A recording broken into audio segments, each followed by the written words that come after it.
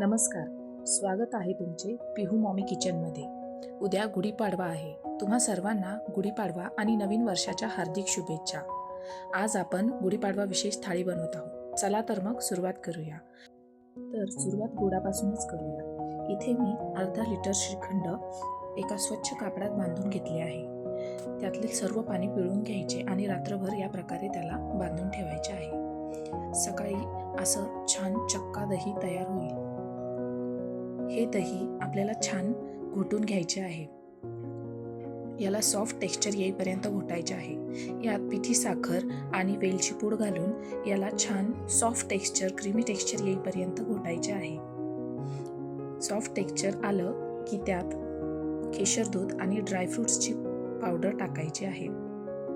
तुम्ही पाहू शकता इथे आपली श्रीखंड तयार आहे. आता पुरी बनवण्यासाठी कणिक मळून घेऊया. कणिक मळवण्यासाठी मी 1 वाटी गव्हाचे पीठ, त्यात 4 चमचे रवा छान चाळून घेतला आहे. त्यात अर्धा चमचा मीठ आणि अर्धा चमचा साखर घालायची. साखरेने पुरीला छान रंग येतो. आणि 2 चमचे तेल. आता छान घट्टसर असं कणिक मळून घ्यायचं. कणिक सेट होण्यासाठी झाकून ठेवू.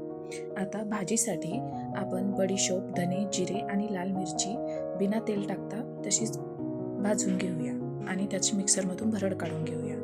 आता तेलामध्ये जिरे, मोहरी, आलं लसूण पेस्ट आणि कांदा घालायचा आणि छान सोनेरी रंग येईपर्यंत परतून घ्यायचा.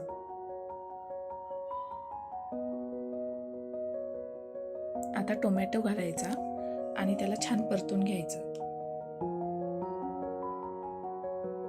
भाजीसाठी सुके मसाले, हळद, लाल तिखट आणि आपण काढलेली जी भरड आहे ती घालून उकडून घेतलेले बटाटे याप्रमाणे कुस्करून टाकायचे.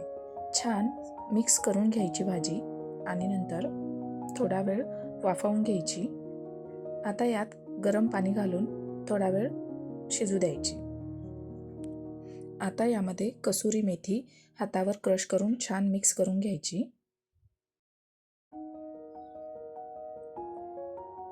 नंतर भाजीमध्ये मीठ आणि कोथिंबीर घालायची.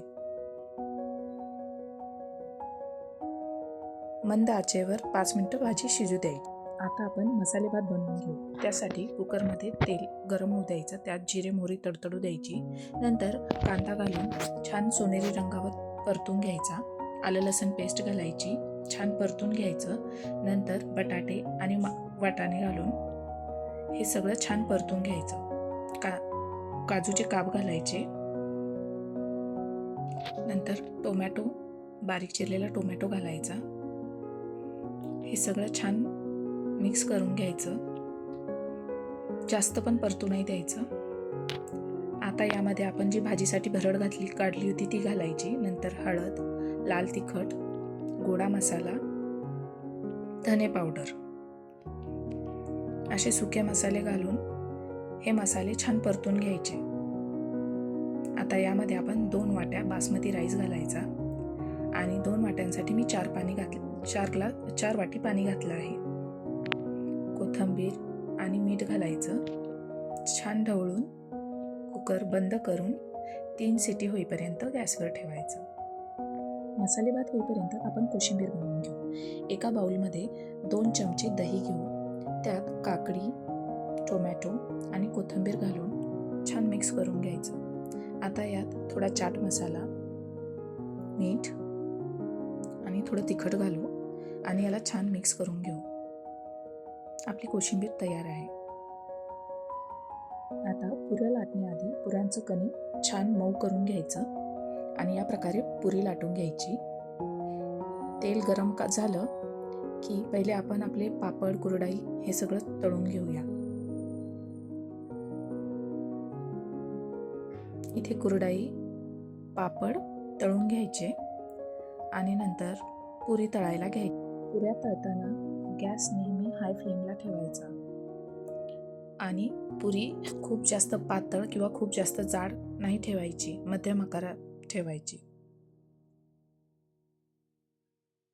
अशा प्रकारे आपण पुरी तळून घ्यायची.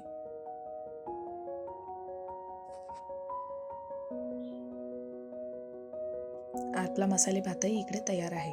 तर ही आपली गुढीपाडवा विशेष थाळी तयार आहे.